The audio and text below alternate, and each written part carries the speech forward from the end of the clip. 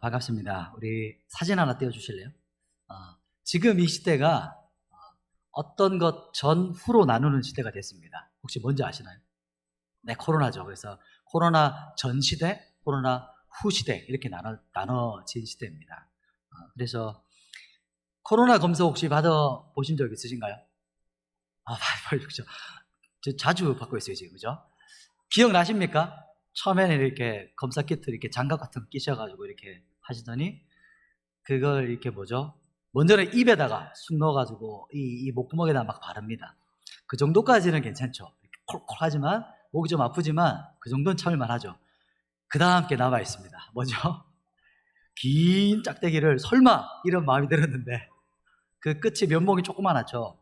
그게 코로 들어가가지고 코가 어디랑 연결됐죠? 기도랑 연결됐잖아요. 여기까지 완전히 쑥 들어갈 거의 끝까지 넣어가지고 그 정도까지 괜찮죠? 어떤 분은 넣어가지고 어떻게 하죠, 이제? 돌립니다, 이제. 돌리고. 그리고 어떤 분은 뺄 듯 하다 다시 넣어요. 그래서 뺐다가 넣었다가 다시 하다가 쑥 빼요. 근데 이제 그것도 우리가 이해할 수 있죠. 왜냐하면 한번 넣었다가 뺐는데 검사 결과가 잘 안 나오면 다시 불러야 되잖아요. 그러니 확실하게 하기 위해서 깊숙이 넣습니다. 이렇게. 지금은 사진 하나 띄웠나요? 저건 이제 최근에 이제 나오기 시작했죠. 뭐죠? 네, 이제 코로나 자가 진단, 집에서 테스트할 수 있도록 자가 진단할 수 있는 기계 테스트기가 나왔습니다. 그래서 두 번 사진 한번 보여주세요. 이제는 저렇게 하지 않아도 되죠. 두 번 사진 혹시 한번 아기가 검사 받는 장면. 저렇게 안 받아도 되는 시대가 된다고 하죠. 저희가 얼마 전까지 저런 표정으로 받으셨습니다. 잘 안 보이시죠? 나중에 보면 잘 보일 겁니다. 네, 이제 내려주시면 됩니다. 설교 제목 올려주시면 됩니다. 코로나가 걸렸는지 안 걸렸는지를 이제 자가 진단 테스트기를 통해서 검사합니다. 그러면 지금 여러분의 영혼의 코로나, 내 영혼의 호흡기 질환은 어떻게 테스트할 수 있을까요? 우리가 실제적인 우리 육체의 코로나는 저런 진단 테스트 검사할 수 있는 것이 있어가지고 저 검사를 통해서 임상병리사들이 진단검사 의학사, 진단검사 아시죠? 우리 교회도 한 명 있죠. 그 사람들이 가지고 슬라이드에 발라가지고 검사 균을 채취해서 이 균을 현미경으로 들여다보거나 검사 그 리스트를 보고 이게 맞는지 아닌지를 이제 진단합니다. 그렇다면 여러분의 영적인 코로나 상태를 어떻게 진단할 수 있을까요? 이게 아까 넣었던, 여러분의 입속에 넣었던 거, 그리고 코 속에 넣었던 그 테스트기, 그거는 무엇일까요? 우리 영혼을 검사하는 테스트기는. 그것은 방금 우리가 선포했던 이 말씀입니다.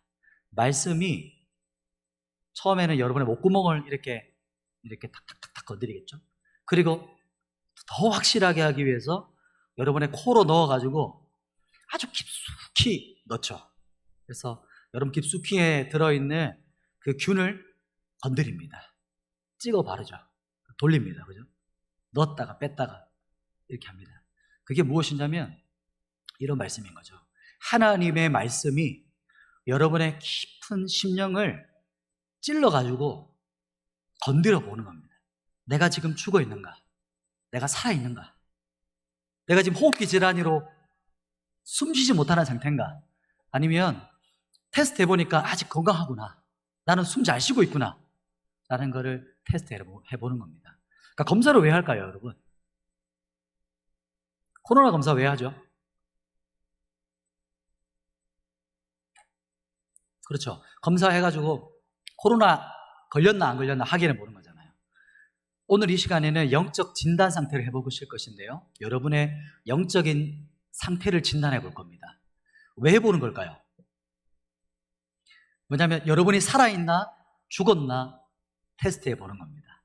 그래서 여러분이 하나님 앞에서 여러분의 심령을 열어드리고 코로나 진단할 때 그 코로 깊숙이 진단 테스트기가 들어갔던 것처럼 여러분의 심령 안에 말씀이 터치되지 않으면 진단되지 못할 수가 있습니다. 다시 찔러야 됩니다. 무슨 의미인지 아시겠죠? 오늘 설교 제목은 구원과 자기 기만입니다. 구원과 자기 기만입니다. 이 설교 제목은 존 메가더 목사님이 하신 설교를 제가 듣고 모티브를 얻어가지고 이 말씀 묵상하면서 여러분에게 하는 메시지입니다. 오늘 바로 본문으로 한번 들어가 보시죠. 우리 마태복음입니다. 마태복음 7장 21절 말씀인데요. 같이 준비되셨습니까? 같이 한번 선포하겠습니다. 시작. 나더러 주여 주여 하는 자마다 다 천국에 자라야 들어가리라. 아멘. 자, 첫 번째 패러그래프는 자기 기만에 빠진 자들이 구원받은 성도가 아닌 이유에 대해서 첫 번째 말씀을 나누고자 합니다. 자기 기만에 빠진 사람들, 진짜로 거듭나지 않았다는 이유, 그것을 말하고자 하는 겁니다. 첫 번째 이유는요, 정확한 신앙 고백을 한다고 구원받은 성도는 아니다. 우리 같이 한번 읽어볼까요? 시작. 정확한 신앙 고백을 한다고 구원받은 성도는 아니다. 아멘. 오늘 본문 말씀을 보시면 이렇게 나옵니다. 나더러 주여 주여 하는 자마다 다 천국에 들어갈 것이 아니다. 이렇게 성경 말씀이 적혀 있죠. 이것은 누구도 아닌 누가 하신 말씀일까요? 예수님이 직접 하신 말씀이에요. 예수님이 구원에 대해서 직접 하신 말씀입니다. 그러니까 구원에 대한 교리 논쟁이 아닙니다. 이거는 그냥 명확한 예수님의 말씀이에요. 그래서 이렇게 말씀하죠. 주여 주여 부른다고 다 천국에 들어가죠. 끄덕끄덕하면 큰일 납니다. 졸다가 이렇게 끄덕끄덕 하시면 안 됩니다. 주여 주여 한다고 다 천국에 들어가지 않는다라고 성경 말씀을 말합니다. 첫 번째 이유는 주여 주여 주님께 대한 신앙 고백을 정확하게 고백하는 것으로 구원받았다고 착각하는 겁니다. 무슨 말인지 아시겠어요? 자기 기만. 왜 자기 기만에 빠졌냐면 내가 예수님을 정확하게 신앙 고백을 하고 있으니까 자기 스스로 속임에 빠져 있는 거예요. 내가 구원받았다고. 첫 번째 자가 진단 테스트기 찔러보는 겁니다. 여러분이 정확하게 하나님을 향해서, 예수님을 향해서 신앙 고백이 정확하다고 여러분이 구원받았다는 증거가 아닙니다. 잘 기억해 보십시오, 여러분. 당신이 믿는 예수님에 대한 교리, 당신이 고백하는 기독교 교리가 정확하다는 게 내가 구원받았다라는 성도라고 그걸 증명하는 그런 근거가 안 된다는 것입니다. 왜냐하면 귀신도 예수님을 하나님의 아들이라고 인정하고 선포하고 두려워 떨게까지 합니다.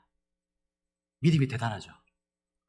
여러분의 믿음과 한번 생각해 보세요. 귀신은요, 예수님이 오자마자 제일 먼저 귀신같이 알아본 사람이 누구일까요? 귀신이었어요.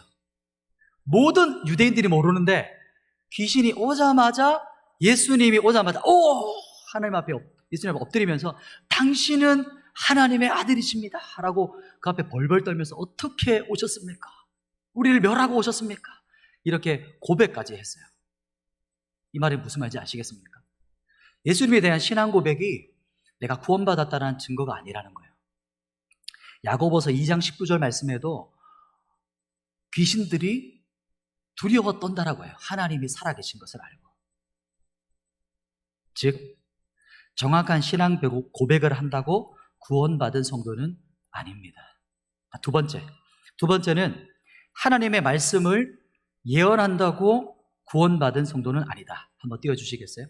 같이 한번 읽어보겠습니다. 시작. 하나님의 말씀을 예언한다고 구원받은 성도는 아니다. 이제 22절 말씀으로 넘어갑니다. 22절. 마태복음 7장 22절인데요. 같이 한번 선포해 보겠습니다. 시작. 그날에 많은 사람이 나더러 이르되 주여 주여 우리가 주의 이름으로 선지자 노릇하며 주의 이름으로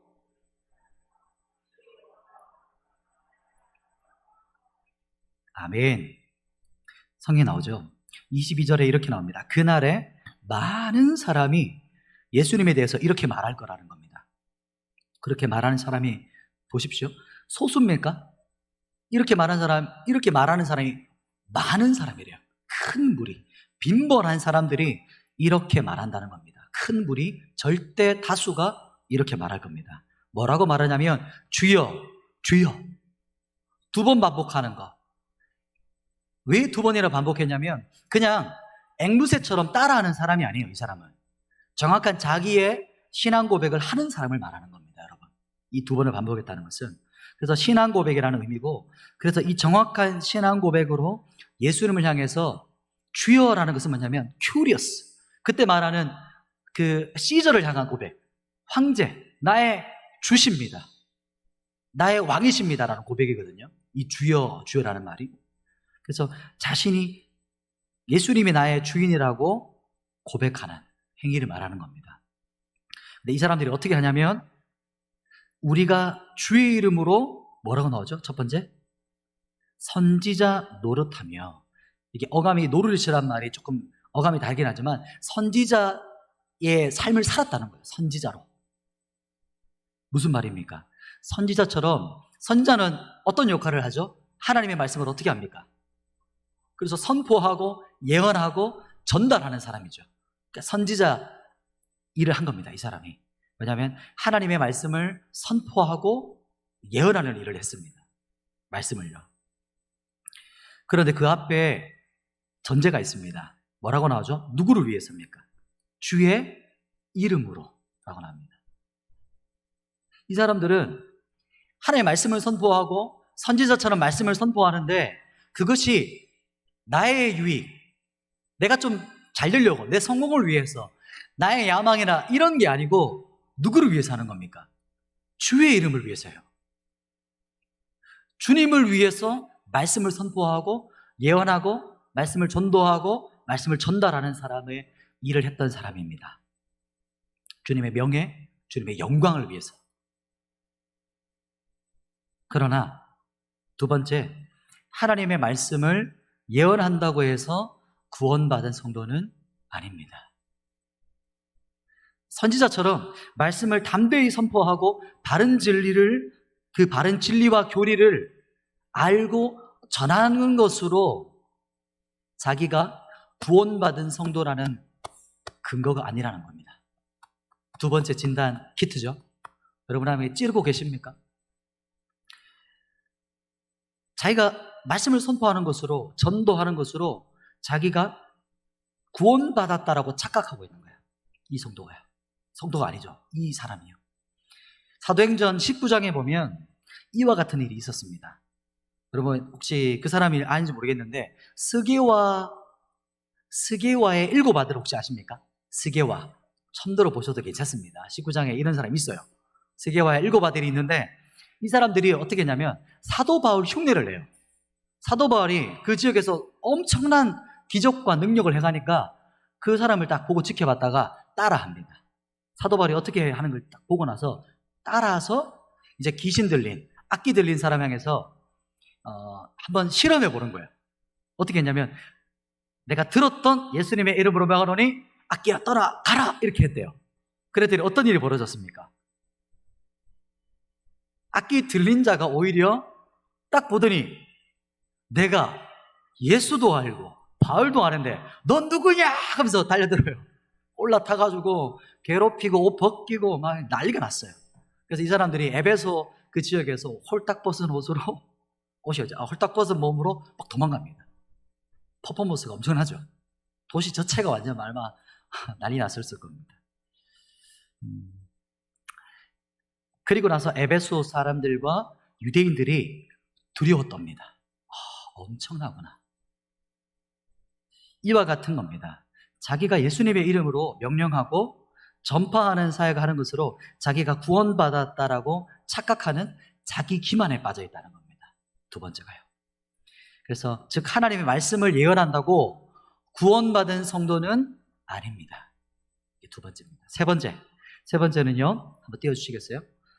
예수님의 이름으로 귀신을 쫓아낸다고 구원받은 성도는 아닙니다.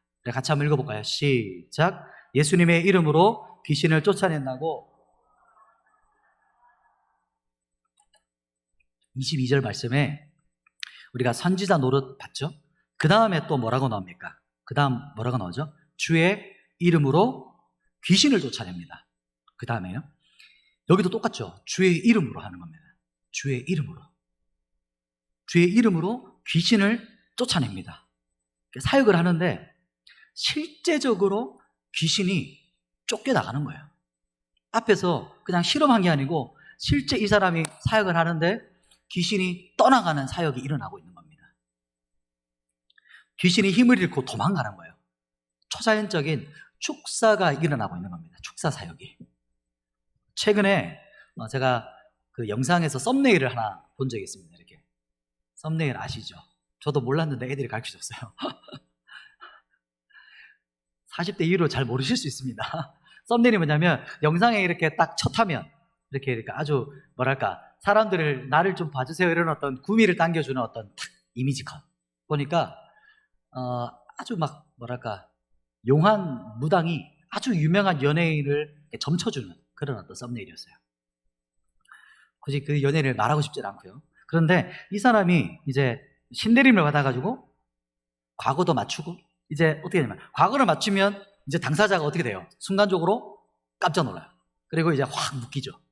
딱 잡힙니다. 그죠? 두려움과 이런 어떤 영적인 어떤 것에 딱 잡혀가지고 이제 앞에 있던 용한 사람이 무슨 말을 해도 그렇겠군요. 이렇게 다 들어요. 과거를 맞춰가지고. 그런 어떤 내용인 것 같아요. 제가 다 끝까지 보지 못했지만 요즘에 여러분도 아마 그런 걸 많이 느끼셨을 거예요. 최근 들어서 드라마라든지 영화에서 이런 또 축사에 대한 영화들이 많죠. 드라마들 안 보시죠? 거룩하시기 때문에 미디어는 절대 다 끊으시고 계시죠. 네, 몇 명 끄덕끄덕 하시고 계시죠. 맞습니다. 좋습니다. 그런 게 있습니다. 들으시면 돼요. 최근 들어서 보니까 로만 뭐 가톨릭 같은 옷을 입고 막 축사 사역하는 사제들 그리고 막 그 뭐랄까 그 사이비 종교 집단 사이비 교주들 막 나타나가지고 막 안찰하고 때리고 막 뒹굴고 막 이런 여러 가지들 보지 못했지만 아마 그렇게 할 것 같아요. 보신 분은 나중에 알려주세요. 어떻게 하는지 도대체. 귀신을 쫓아내는 이런 어떤 영상들을 많이 계속해서 올리죠. 그런데 귀신을 쫓아내는 사역은 아주 중요한 사역입니다. 아주 소중해요. 너무 중요한 사역입니다. 왜냐하면 악기나 귀신에 눌려있는 사람을 자유롭게 해주고 평강으로 그 마음을 그리스도의 영으로 충만하게 해주는 건 너무 중요한 사역이죠. 그런데 그러나 그렇다고 해서 귀신을 쫓아내는 것으로 그 사람이 구원받은 성도라는 증거는 아닙니다. 이 말씀이 이해되십니까? 왜냐하면 다른 종교에서도 이런 일이 일어나요. 자주 들었습니다. 한번 전도 나갔다가 발음도 어려워요. 남녀 효란개교 아시죠? 이 사람들은 여기서 많이 기적과 치유가 일어난대요. 가시면 안 됩니다. 근데 어떻게 하냐면 이거 금방 제가 말했던 이 남녀 효란개교를 수백 수천 번을 계속 반복한대요. 그러면 치유가 일어난다는 거예요. 신기하죠? 주문이죠. 쉽게 말하면 계속 한다고 하더라고요. 그런데 이 사람들은 내세를 믿지 않습니다. 그냥 이딴 말이 있다고 생각하는 사람들이에요. 그래서 엄청 착하게 삽니다. 그죠? 주변에 있는 사람들, 착한 사람들. 착하게 사는 게 본질이 아닌 거죠. 그리스도인이. 무슨 말씀인지 알겠죠? 제가 못되게 살란 말은 아닙니다. 그러나 착하게 살고 사람들한테 잘 보이고 이게 그리스도인의 본질이 아니고 예수 그리스도가 나타나는 게 우리가 본질입니다. 예수 그리스도. 이해되셨죠? 즉, 이 세 번째는요, 예수님의 이름으로 귀신을 쫓아낸다고 구원받은 성도가 아닙니다. 라고 말하는 겁니다. 네 번째입니다. 자, 네 번째 한번 띄워주시겠어요? 네 번째는 예수님의 이름으로 많은 권능을 행한다고 구원받은 성도는 아니다. 같이 한번 읽어볼까요? 시작! 예수님의 이름으로 많은 권능을 아멘. 자, 우리 22절 말씀해 보시면 뒷부분에 우리가 있는 부분이 있죠. 귀신을 쫓아내고 다음에 뭐가 있죠? 그렇죠. 주의 이름으로 많은 권능을 행하는 게 나옵니다. 그렇죠? 주의 이름으로 많은, 똑같아요. 여기도 주의 이름으로 합니다. 주의 이름으로 많은 권능. 주의 이름으로 무엇을 행한다고요? 그렇죠. 많은 권능. 그냥 종종 권능이 아니고 가끔 권능이 아니고 뭐라고 말하죠? 아주 많은. 아주 빈번한 그리고 큰 권능이에요. 엄청난 능력의 사람. 막 그렇게 소개하는 거죠. 강력한 하나님의 사람, 능력의 사람, 이렇게 소개하는 사람입니다, 여러분. 엄청난 사람이죠. 이렇게 소개되는 분이 지금 이 시대에도 있습니다. 이 시대에도 있어요. 과장되기도 하지만 또 실제적으로 이런 능력의 사람들이 있어요. 여러분 동의하시든 동의하지 않든 그런 사람이 있습니다. 지금 우리나라에는 있죠. 우리나라도 있고 전 세계적으로 남미라든지 아프리카는 엄청난 능력의 사람들이 활동하고 엄청난 부흥의 역사들이 있습니다. 이것을 분별하기에 앞서서 예수님께서 오늘 본문에서 뭐라고 말씀하셨는지 보는 겁니다. 예수님의 이름으로 많은 권능을 행한다고 구원받은 성도는 아니다. 예수님 말씀하세요. 하나님의 기적과 능력을 자주 경험하고 행하는 것, 그것으로 자신이 구원받았다라고 생각하는 자기 기만에 빠지는 겁니다. 수많은 기적과 능력. 그래서 그 사람이 막 행하는 그 능력을 보면서 자기 스스로도 속는 겁니다. 이게 우리나라 대표적으로 우리나라의 박태선 씨, 아마 저보다 연배가 많으신 분들은 다 기억하실 겁니다. 제가 그냥 포털 사이트에 딱 검색하니까 쫙 나오더라고요. 그리고 그 사람이 했던 집회들을 달마다 이렇게 쫙 했는데 기본 10,000명, 50,000명, 100,000명 엄청난 숫자가 모이더라고요. 이렇게 상상할 수 없는 숫자가 모였어요. 대구에도 모이더라고요. 대구 칠성 어디 다리 밑에 있는데 또 한 사람의 증언이 믿거나 말거나 했겠지만 이런 신빙성이 있어요. 여러 사람이 그런 어떤 간증을 하더라고요. 왜냐하면 근처 왔는데 아주 향기로운 아주 그 꽃향기가 근처에 있는데 막 나더라는 거예요. 현혹되시면 안 됩니다. 지금 갑자기 뭔가 눈빛들이 이상해지셨는데 아무튼 그런 보고들이 있더라고요. 이 사람을 나중에 여기서 말하고 싶진 않지만 아무튼 이런 사람들이 있습니다. 나중에 말년이 이상해졌죠. 자기를 하나님이라고 높이는 일이 있었죠. 이런 겁니다. 대표적인 예를. 예수님의 이름으로 많은 권능을 행한다고 구원받은 성도는 맞죠? 네, 좋은 사람들이 지금 끄덕끄덕 하실 수 있는데 아닙니다. 그죠? 아니에요. 그렇다면 목사님, 뭘 어떻게 하라는 말씀입니까? 지금 처음에는 정확한 신앙 고백도 구원받은 성도가 아니고, 그리고 하나님의 말씀을 예언하는 것도 구원받은 성도가 아니고, 예수님의 이름으로 귀신을 쫓아도 구원받은 성도가 아니고, 예수님의 이름으로 많은 권능을 행해도 구원받은 성도가 아니다? 왜 자꾸 이런 부정적인 얘기를 자꾸 하시는 겁니까? 처음에 제가 하나 사진 보여드렸죠. 영적 자가 진단 테스트기를 보여드렸습니다. 그렇죠? 지금 우리가 한 4가지 정도 검사를 해봤는데 주님 말씀으로요. 한번 여러분 진단 테스트 하셨는데 혹시 여러분 자가로 테스트 하셨는데 검사 결과가 어떻게 나오셨나요? 어떠신 것 같습니까?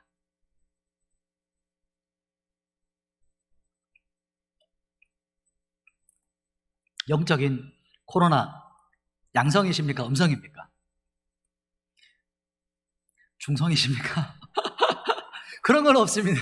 다시 또 처음부터 다시 해야 되는데 다시 찌르시러 가셔야 됩니다. 그러면 치명적인 영적인 호흡기 질환을 말하는 겁니다. 영적 호흡, 완전히 하나님하고 단절되어 있는 겁니다. 아니면 죽은 사람인 겁니다, 여러분. 왜 이렇게 부정적인 얘기를 자꾸 하냐면 여러분, 제가 그런 사람이었기 때문이에요. 제가 그런 사람이었기 때문에. 제가 청년 때 저도 그때는 카톡이 없었기 때문에 스마트폰이 없었기 때문에 스마트폰을 펼치지 않았을 뿐이지. 그죠? 우리 어른들도 그죠? 예배 때 이렇게 너무 이렇게 팩폭을 하면은 또 마음이 힘드시죠. 이렇게 그런 게 있습니다. 우리 앉아 있는 우리 젊은 사람들은. 왜냐하면 너무 진지하게 말씀을 듣고 너무 깊숙이 이렇게 진단할 때 깊숙이 넣잖아요. 말씀을 너무 깊숙이 이렇게 넣으면 뇌가 좀 아프기 때문이에요. 그렇게까지 하고 싶지는 않은 거예요. 그냥 피상적으로 내 귀만 잠깐 들려주고 싶은 거예요. 그냥 잠깐 있다가 여기 내가 앉은 시트를 잠깐 되폈다가 가고 싶은 그런 마음이 죽은 사람한테 있습니다. 왜냐하면 제가 그랬기 때문에 중고등학교 때 그랬거든요. 그리고 내 안에 예수님이 살아계시다는 믿음도 확신도 없어요. 그저 참 그랬으면 좋겠다. 이게 믿음이 아니고 뭐냐면 그냥 하나의 바람이에요. 바람. 참 내 안에 예수님이 살아계시면 얼마나 좋을까. 그렇게 되기를 원합니다. 목사님. 그래서 너무 깊게 생각하고 고민하면 이렇게 답이 없어요. 내 안에 답이 없기 때문에 그렇게까지 깊게 고민하고 싶지 않고 움직입니다. 저 같은 경우 그러기 때문에 움직여요. 사역을 하는 거죠. 활동하는 겁니다. 교회 오면 모든 부서를 섬기는 거예요. 교회 모든 부서. 그래서 주일 아침이 되면 이미 8시가 되면 딱 부서, 유치부라든지 유년부, 중고등부 다 해봤는데 거기 딱 이제 모든 세팅 해놓고 딱 기다렸다가 그리고 이제 기도회까지 참석을 하고 예배를 드리고 예배를 애들 율동을 하고 막 뛰어놀다가 그리고 소그룹도 했다가 막 이제 끝나거나 분방보고 끝나고 나면 딱 어디로 투입될까요? 성가대 가운을 입고 이제 성가대에 앉아가지고 연습을 열심히 그 성가대 발성 연습부터 시작해서 그때 이제 발성을 배웠지만 그래서 아주 찬양을 은혜롭게 들려지도록 하는 연습을 하고 그리고 예배를 올라가서 찬양을 하고 열심히 하고 나면 예배를 또 마치죠. 예배를 마치고 끝이 아니죠. 제가 빨리 하는 이유는 이 갖는 걸 빨리 끝내고 뒷부분이 더 중요하기 때문에 빨리 하고 나면 예배 끝나고 나면 성가대는 그 자리에 앉아 있어야 돼요. 왜 그럴까요? 그 다음 주 성가대를 연습해야 되기 때문에 성가대 연습을 하고 나면 그리고 밥 먹는 시간이 끝이 날 수 있기 때문에 불이 나게 지하로 내려가지고 밥을 마시듯이 먹고 그리고 어디로 투입될까요? 청년부 예배로 투입되는 거예요. 거기다가 청년부 예배의 찬양을 섬겨야 되기 때문에 막 라인을 막 세팅을 했다가 볼륨 테스트를 하고 PPT가 잘 되는지 확인을 하고 그리고 이제 사람들이 불러가지고 자 예배를 드리자 이렇게 해서 1시에 예배를 딱 이제 드리는 거죠. 그리고 나서 예배를 딱 드리고 나면 끝인가요? 아니죠. 소그룹이 있습니다. 리더로 섬기기 때문에 소그룹을 막 진행을 하고 나면 끝입니까? 아니죠. 3시에 또 찬양팀 올라가가지고 찬양팀 싱어로 섬겨야 되기 때문에 오후 예배 찬양팀을 섬기죠. 그리고 예배를 4시에 시작하면 예배를 다 드리고 나면 5시 반이면 끝입니까? 아니죠. 우리가 또 제자훈련이 있기 때문에 제자훈련 전에 불이 나게 김밥이나 라면을 먹죠. 그리고 어떨 때는 또 집사님이나 목사님이 치킨을 쏘시면 엄청난 또 양식이 막 먹고 열심히 이제 제자훈련을 하고 나면 몇 시에 끝나죠? 또 9시, 10시가 되면 이제 다 끝이 나죠. 그죠? 그래 나서 이제 피곤한 몸을 버스에다가 그냥 탁 실어 놓고 집까지 가는 거죠. 그래서 집에 가면 저는 자취를 했기 때문에 자취방에 몸을 던져 놓고 어떨 땐 막 이렇게 저렇게 뒤지다거리다가 잠이 들거나 그러니까 그것도 안 된다. 그리고 이제 자취방에 있던 아이들 같이 아니면 친구들 불러가지고 바깥에 뭐 먹으러 가거나 놀다가 완전 탈진해서 이제 잠이 들게끔 자기를 만드는 거죠. 저는 그랬습니다. 그런 어떤 시간들을 보내는 거죠. 왜 그럴까요? 지금도 여전히 자기 기만으로 넘어질 위험이 있습니다.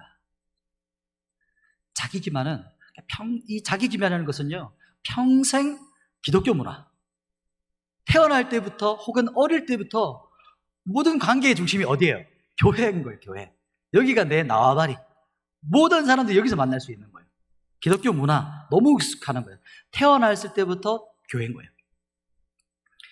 그러다 보니까 나는 구원받은 성도라는 아무 근거도 확신도 없는 자기 기만에 빠져 살아가는 겁니다. 근데 자꾸 성경은 특히 오늘 본문 같은 말씀에서 자꾸 찔러요.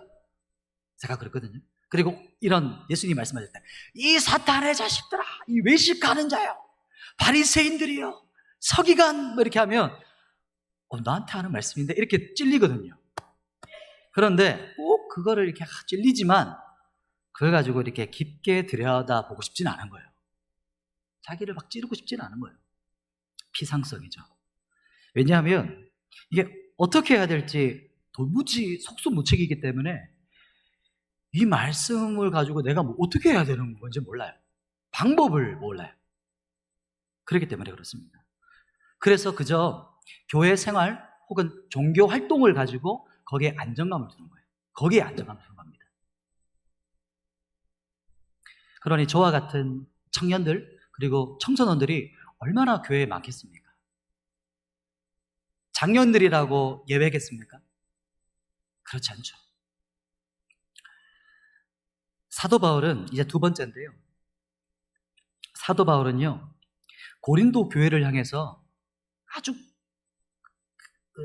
고린도 교회를 향해 막 온갖 이게 욕만 안 했을 뿐이지 막 퍼부었어요. 고린도 전서 말씀에. 여러분 잘 아시죠, 그죠?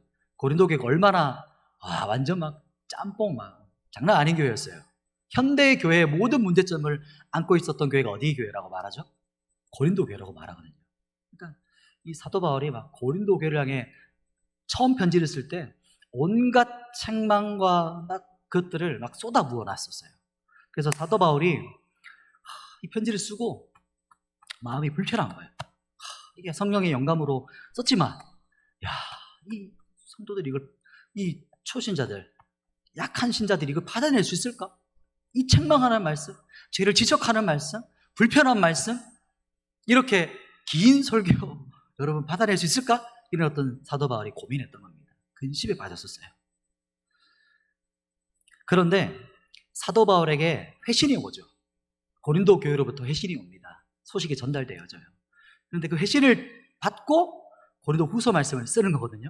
두 번째 편지, 쉽게 말하는 두 번째 편지를 쓰는 겁니다. 그런데 거기서 사도 바울이 하는 그 고백이 있습니다. 그 고백을 한번 함께 보고 싶은데요. 고린도 후서 말씀으로 한번 가보겠습니다. 고린도 후서 7장 8절부터입니다. 이제는 고린도로 아예 가시면 됩니다. 고린도 후서 말씀으로.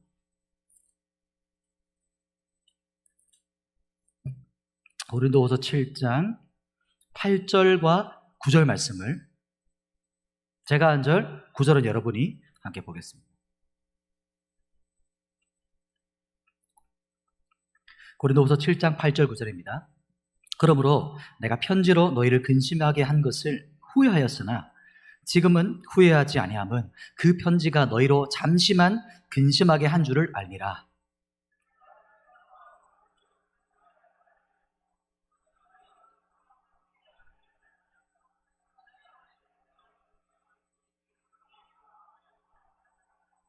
아멘. 이렇게 근심이라는 말이 계속 나오죠.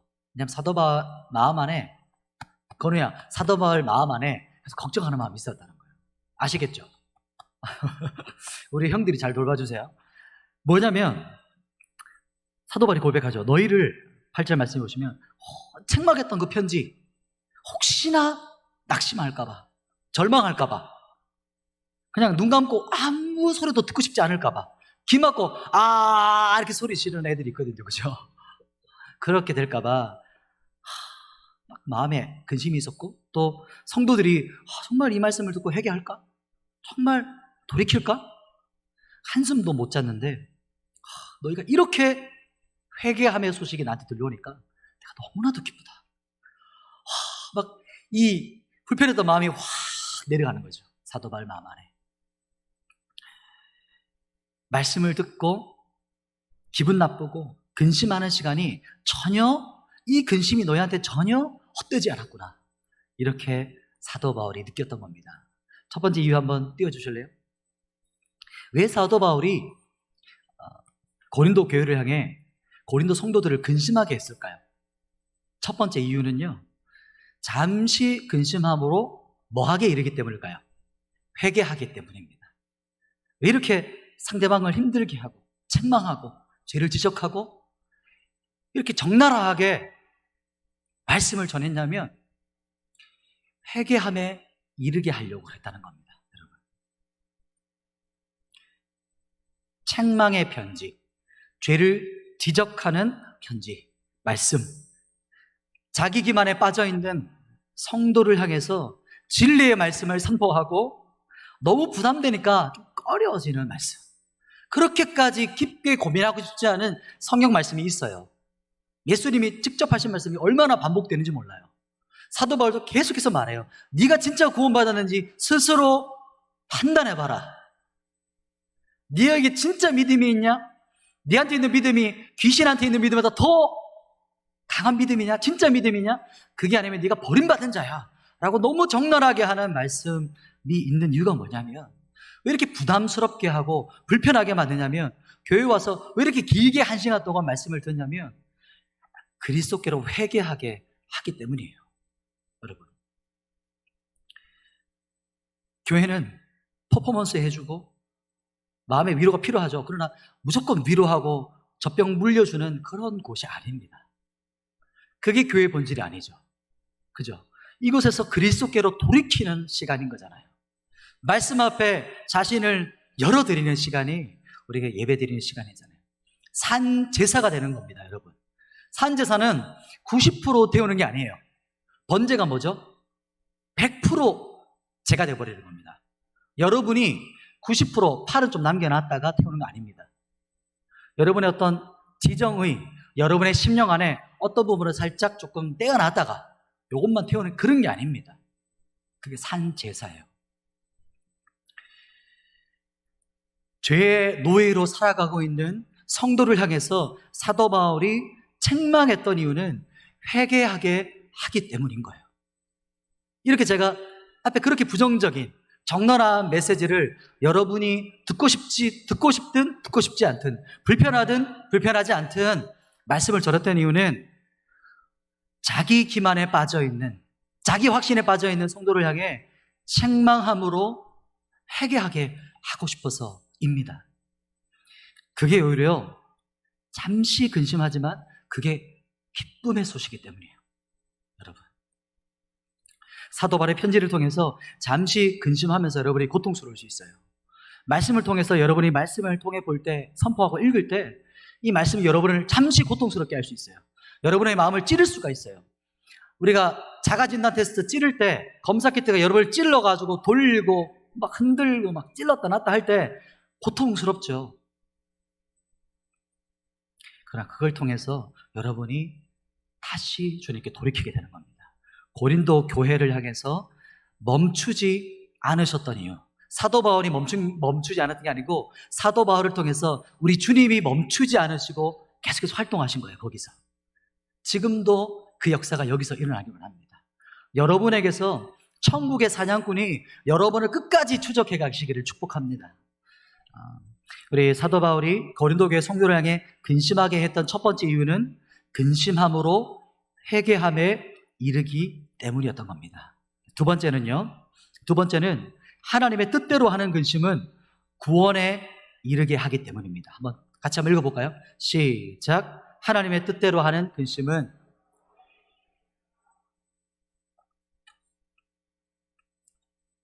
두 번째 이유가 무슨 이유인 거죠? 사도 바울이 고린도 교회를 향해 뭐 하게 하신 이유죠? 뭐 하게 하신 이유는 뭐죠? 근심. 고통스럽게 했던 이유. 근심스럽게 했던 이유. 막 자꾸 찔렀던 이유. 두 번째가 하나님의 뜻대로 하는 근심.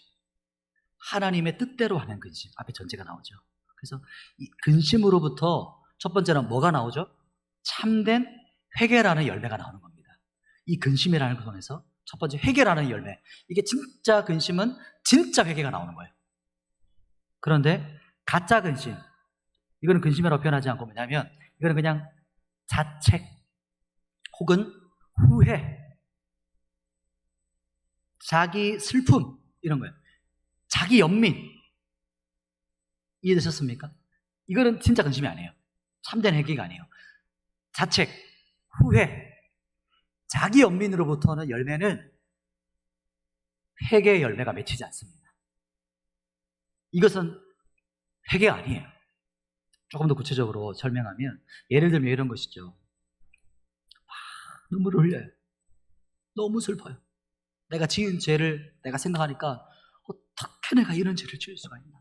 내가 어떻게 이렇게 나쁜 짓을 할 수가 있나? 막 자책스럽고 또 그 일을 떠올려보니까 너무 후회가 돼요. 그때 내가 그렇게 하지 않았어야 되는데, 그때 내가 그러지 말았어야 되는데, 그때 내가 왜 그랬을까? 자책이죠. 자기 연민. 누가 나한테 막 나를 힘들게 하니까 막 슬퍼요. 내가 나를 보니까 내가 너무 불쌍해요. 그러니까 막 눈물이 뚝뚝 흘러요. 내가 이렇게 참 했는데, 이렇게, 참 내가, 요즘 막 그런 것도 있잖아요. 선물인데, 선물은 다른 사람이 날 주는 거잖아요. 요즘에는 자기 자신에게 선물을 해준다는 거예요. 이상하죠, 이제. 이게 이런 게 자기 연민에 빠진 사람들이라고 말할 수는 없지만 99%는 그렇습니다. 자기 자신을 너무 사랑하는 거예요. 내가 너무 사랑스러워요. 자기 연민. 그러다 보니까 어려움을 만나고 슬프면 오늘은 나를 위한 날, 뭐 이런 거 있잖아요. 이상한 이 멘트들. SNS 이런 것들이 어찌 보면 조금 이제 그런 어떤 것들을 부추기죠. 이거는 근심이 아닙니다. 회개가 아닌 거죠. 눈물 흘리는 게 회개가 아니에요. 슬픈 게 회개가 아니에요. 돌이켜야 되는 겁니다. 유턴하는 거예요, 유턴. 왜냐하면 예를 들면 지금 여기 앞에서 막 불이 확 나고 있어요. 예를 들면 이게 여기서 막 불이 막 나고 있어요. 여기 지금 불 나는 거 뒤에 있는 사람 보고 있죠, 지금? 건호 불 나는 거 보여요? 보이죠? 끄덕끄덕 하고 있는데, 불 안 났잖아요, 아직. 예를 들어서, 그죠? 건호, 고마워요. 불이 났다고 생각해 보세요. 그럼 진짜 불이 났어요. 그럼 여러분 어떻게 하시겠어요? 불이 났구나. 가만히 앉아 계십니까? 예배 시간이니까 움직이면 안 되지. 이렇게 계실 겁니까? 불이 좀 날 수 있지. 뭐 이런 느낌입니까? 아니잖아요. 우리가 어떻게든 화재를 진압하거나, 이게 우리가 어떻게 감당할 수 없는 불이 났어요. 그럼 여러분 어떻게 하실 거예요? 119를 그냥 앉아서 119 서고, 여기 불이 났는데 좀 빨리 와주세요. 이렇게 하실 겁니까? 여기 제 앞에 있는 규현형제 앞에 막 불이 산더미처럼 불 나고 있어요. 신디 자리 지키고 계실 것이죠. 사명의 자리니까. 제가 묵는 게 아니에요. 왜냐면 불 나면 불이 나게 뛰어쳐나가야죠. 맞습니까? 그게 회개입니다, 여러분. 행동하는 게 회개라는 거예요. 그러니까 죄가 깨달은 게 회개가 아니에요. 불이 났구나. 불이 났지, 그래. 내가 죄를 지었지. 그래, 내가 잘못했지. 그래, 내가 이런 일을 하면 안 되지. 불이 나면 안 되지. 이게 아니에요. 불이 났습니다. 참, 저 불을 누가 꺼줄까? 내가 죄를 지었는데 어떻게 하면 죄를 좀 안 지을 수 있을까? 이게 회개입니까, 여러분? 이게 아니라는 거죠. 이 중에 뭐 말은 안 하겠지만 손살같이 뛰쳐나갈 사람들이 아무 말 할 겁니다. 그죠? 그죠? 근데 그게 진짜 회개입니다. 돌이키는 거예요. 행동하는 겁니다. 거기까지 가는 게 진짜 회개라는 겁니다. 여기 조금 길어졌는데, 성령 하나님께서 역사하시는 회개가 이해되시죠? 우리 안에 참된 회개는 우리가 그냥 눈물 흘리는 것으로 끝이 아니고, 눈물이 흘러났다면, 참된 근심이 있었다면, 통곡했다면 뛰쳐나가는 겁니다, 여러분. 죄에서 뛰쳐나가는 거예요. 가만히 있는 게 아닌 겁니다. 그게 진짜 후회가 아닌 참된 회개라는 겁니다, 여러분. 후회가 아니에요. 여기서 하나님의 뜻대로 하는 근심은 죄인이 구원에 이르게 하는 회개라는 것이죠. 그죠? 그래서 이 죄를 깨닫게 하시는 성령의 역사를 말하는 겁니다, 이것은. 내가 그냥 이성적으로 판단해서 죄를 좀 지었지, 내가 잘못했지가 아니고, 여기 불을 다 꺼보실까요? 완전 우리가 완전한 밤이에요. 칠흑같이 어두운 밤이에요. 모든 비상빛부터 시작해서 모든 빛이 다 꺼졌어요. 완전히 검어졌어요. 여기 눈이 다 시력이 있으시죠? 시력이 있지만 볼 수 있습니까? 못 보죠. 여러분, 눈이 있다고 볼 수 있는 게 아니에요. 뭐가 있어야 볼 수 있습니까? 빛이 있어야 볼 수 있는 거예요. 성령의 깨닫게 하시는 역사, 성령으로부터는 회심의 역사는, 하나님의 초자연적인 회개의 역사는요, 하나님의 빛이 여러분의 영혼 가운데 쫙 비춰주는 거예요. 그래서 여러분 안에 완전히 어두워져가지고 영적인 소경이기 때문에, 여러분 죽은 존재이기 때문에 볼 수 없었던 죄가 확 비춰지니까 여러분 안에 있는 그 더러운 구정물 같은 죄악들 있잖아요. 바퀴벌레가 여기가 내 땅이다 하면서 뒹굴고 있던 그 여러분의 심령이 확 비춰주는 거예요. 경악스러운 거죠. 상상해볼까요? 여러분 방에 들어갔는데 불 꺼져 있을 게 몰랐어요. 침대에 누웠어요. 느낌이 좀 이상해요. 조금 뭔가 느낌이 좀 이상해요. 불을 딱 켰어요. 상상이 드시는데 여러분 벽과 천장과 침대 바퀴벌레가 수백 마리가 막 무고 하는 거예요. 그게 성령께서 우리에게 밝혀주실 때 일어나는 죄의 역사입니다. 회개의 역사예요. 경악스러운 거예요. 참담한 겁니다. 그냥 후회하고 자책하는 게 아니고 참담한 거예요. 너무 더러운 거예요. 그게 진짜 회개입니다, 여러분. 이게 그래서 우리가 일으킬 수 없는 거예요. 우리에게서 오는 게 아닌 겁니다. 새 창조의 역사는 하나님께로부터 오는 거예요. 그래서 고린도후서 말씀에 누구든지 그리스도 안에 있으면 새 뭘까요? 피조물이니 이전 것은 지나갔으니 보라 새 것이 되었도다 이렇게 말하는 거예요. 새 것, 새 피조물, new creation, 새 창조는 하나님이 하시는 거예요. 내가 빛을 피울 수 있는 게 아니고 볼 수 있다고 볼 수 있는 게 아닙니다. 여러분이 지정의가 있다고 판단할 수 있는 게 아닌 겁니다. 그래서 정말 이런 기도를 하셔야 되는 것이죠.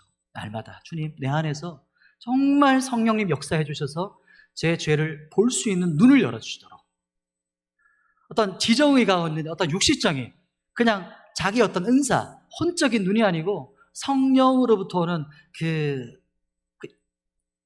성령에부터 오는 에베소서 말씀에 있는 지혜와 계시의 영의 빛을 비추사. 그 말씀이 그건 거예요. 그래서 사도 바울이 사도적 기도가 계속해서 있는 겁니다. 그래서 사도적으로 계속해서 에베소 교회를 향해 축복해주고 중보할 때마다 그 기도를 계속하는 거예요. 마지막 세 번째 제목입니다.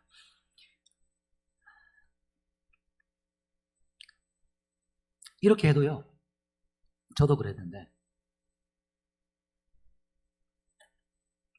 그냥 이렇게 사는 게 인생이지. 다 그렇게 사는데 목사님은 목사님이니까 그렇게 말하는 거고 다 인생이 이럴 수도 있고 저럴 수도 있지 않습니까, 목사님? 너무 깨끗하면 고기가 못 삽니다. 이렇게 말하는 청년들 또 장년들이 있습니다. 뭐 인생이 별거 있습니까? 그냥 이렇게 살다 죽는 거죠. 이제는 조금 여유도 생기고 조금 마음에 좀 편하고 조금 요즘에 좀 부족한 게 없습니다. 이런 마음이 여러분 들 수 있어요. 그런 마음을 향해 제가 드리고 싶은 성경 말씀이 있습니다.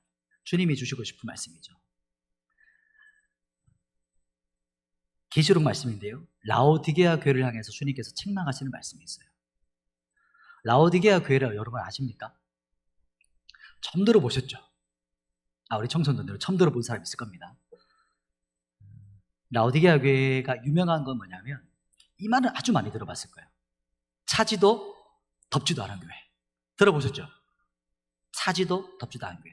왜냐하면 이 지역에 온천이 나와가지고 온천물이 쭉 내려오고 여기는 찬물이 내려와가지고 딱 만나는 지점이 어디였을까요?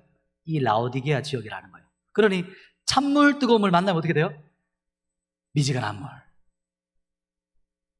여기서 딱 시청각적으로 말씀하시는 거죠. 한번 계시록으로 가보겠습니다. 마지막 말씀 한번 찾아보겠습니다. 요한계시록 3장 17절 말씀인데요. 요한계시록 3장 17절. 이 교회가 어떤 교회였는지 그리고 어떤 책망을 하시는지 이렇게 책망하십니다. 요한복음 3장 17절 같이 한번 선포하겠습니다. 시작. 내가 말하기를 나는 부자라 부유한 것이 없다 하나 과 벌거벗은 것을 알지 못하는도다. 아멘.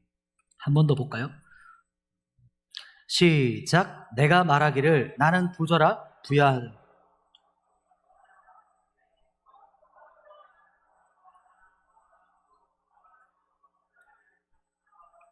아멘. 이 교회 성도가 이렇게 직접 말했는 건지 마음으로 생각했는지 모르겠지만 이렇게 말합니다. 스스로. 나는 부자야.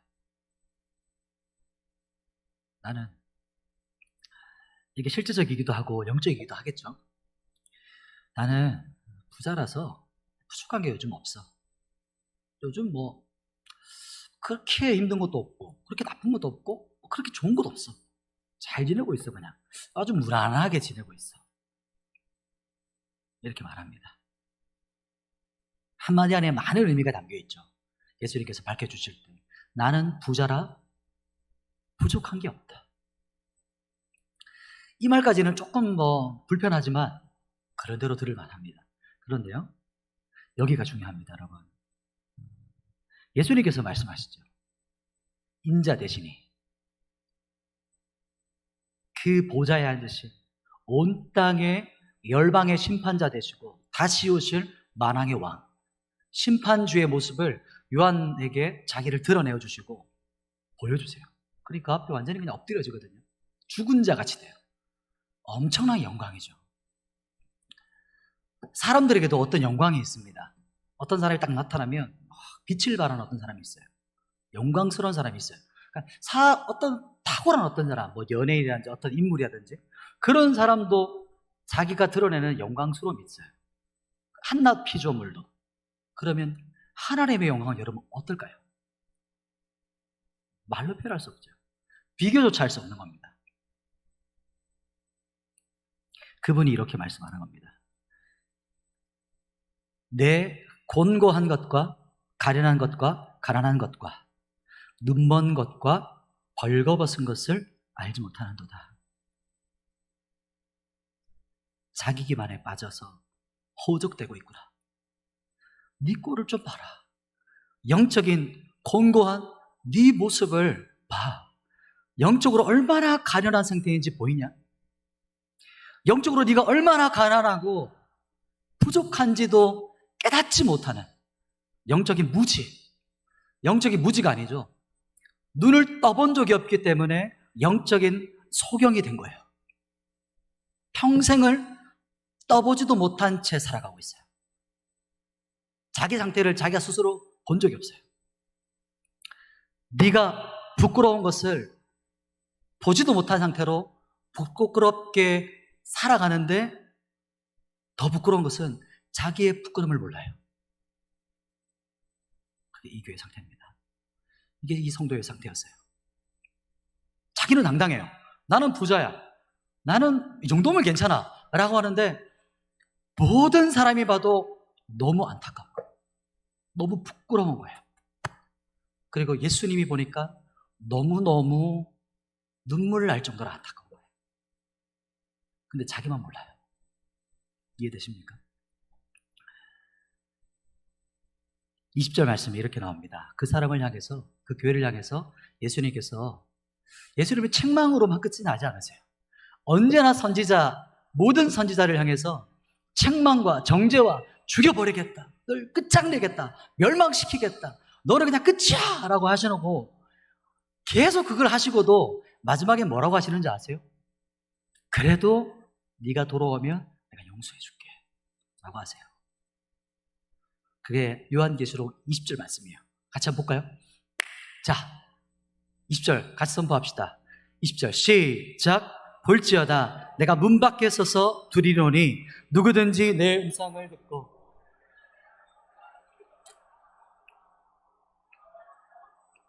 아멘. 이 말씀은 마지막 전도지 제일 마지막 장에 있는 말씀이 아니에요. 무슨 의미인지 아시죠? 그때도 써도 되지만 1차적인 의미는 라오디게아 성도를 향하는 거예요. 뭐냐면 거듭난 성도, 영적인 무지함 가운데 있는 성도, 소경된 성도들을 향해 주님이 문을 두드리고 계신 거야.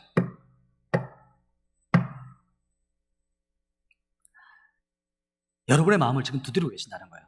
여러분 지금이 기회예요. 지금이 두드리고 계시는 여러분의 마음을 열 수 있는 기회입니다. 그래서 예배가 소중한 겁니다.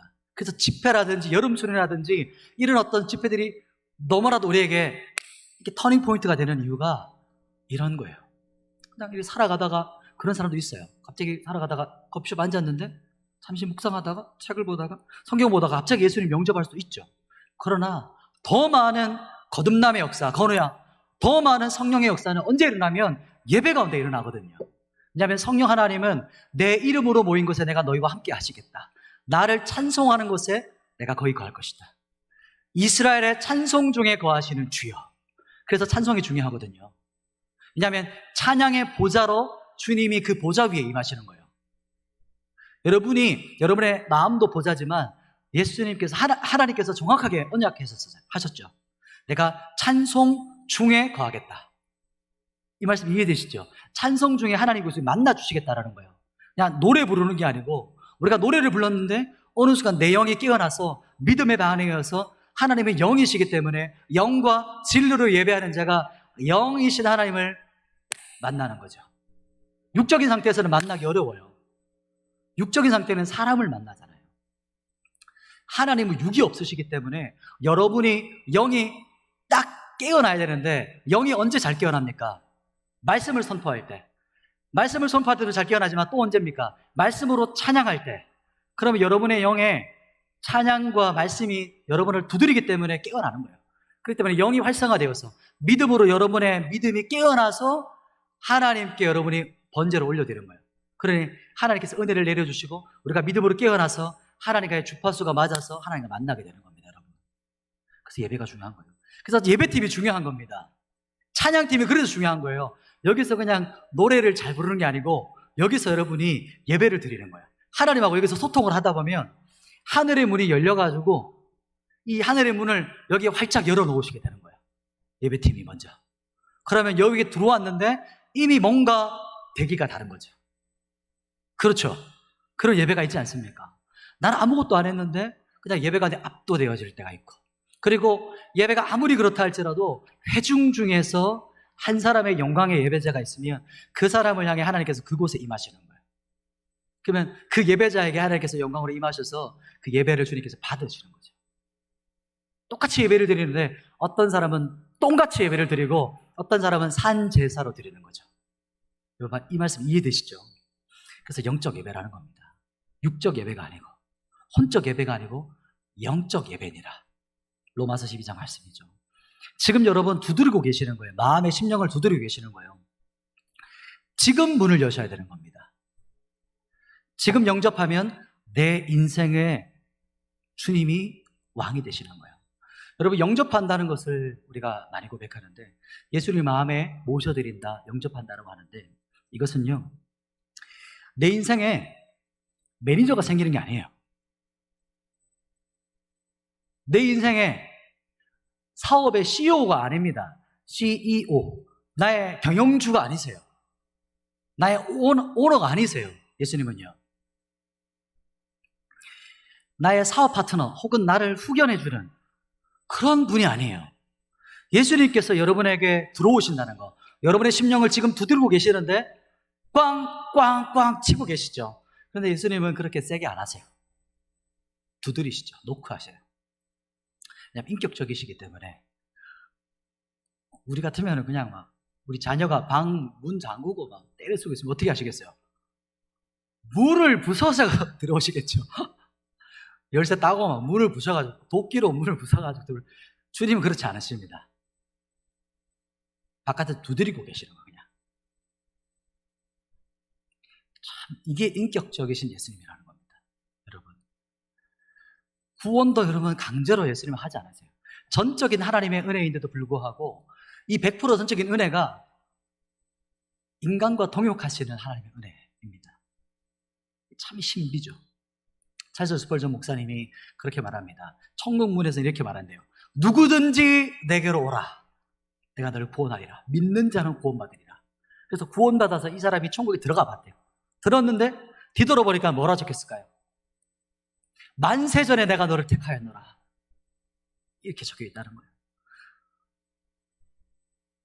여러분 아셔야 됩니다. 예수님께서 여러분의 문을 두드리고 들어오신다는 그 뜻은 이겁니다. 주님이 오셔서 이제 이것은 나의 것이다. 예수님께서 그 문에 들어오셔가지고 여러분의 심령 안에 들어오셔가지고 뭐라 하냐면 이것은 내 것이다. 이것도 내 것이고 이 모든 것은 이제 내 것이다. 너는 내 종이고 내가 너의 왕이다. 내가 너의 주인이야. 이렇게 선포하시는 거예요. 폭군처럼 느껴지십니까? 아니요. 예수님 폭군이 아니십니다. 예수님은 온 열방에 주와 같은 분이 없으세요. 주와 같은 분이 없을 정도로 거룩하시고 인자하시고 성품이 온유하시며 참기를 얼마나 잘하시는지 모르세요. 오히려 폭군은 우리 자아입니다, 여러분. 내가 내 스스로를 못하는 거. 20분이네요. 마무리, 예배팀 올라와 주십시오. 마무리하겠습니다. 주님이 오셔서 하시는 말씀은 이겁니다, 여러분. 주님께서 여러분을 두드리면서 굴복하라. 나에게 순복하라. 그러나 이 순복은요, 우리의 기쁨입니다. 이 말 뜻이 여러분에게 이 말씀이 여러분에게 경험되어지기를 축복합니다.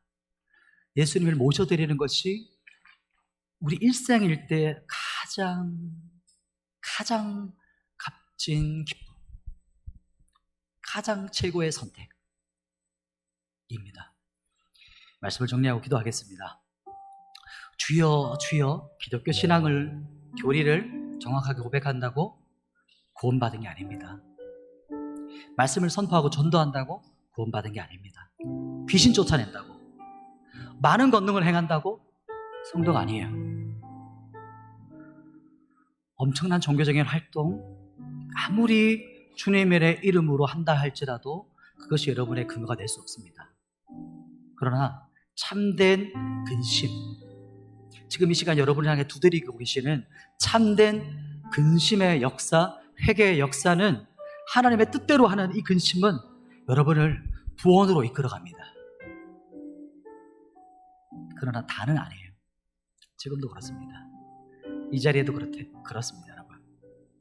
다는 아니에요. 그래서 여러분, 우리가 기도해야 되는 겁니다. 기도 제목은 첫 번째 이겁니다. 여러분, 부모님들이 자녀를 위해서 기도하는 건 인지상정이고 항상 하는 기도죠. 그러나 여러분, 잘 생각해 보십시오.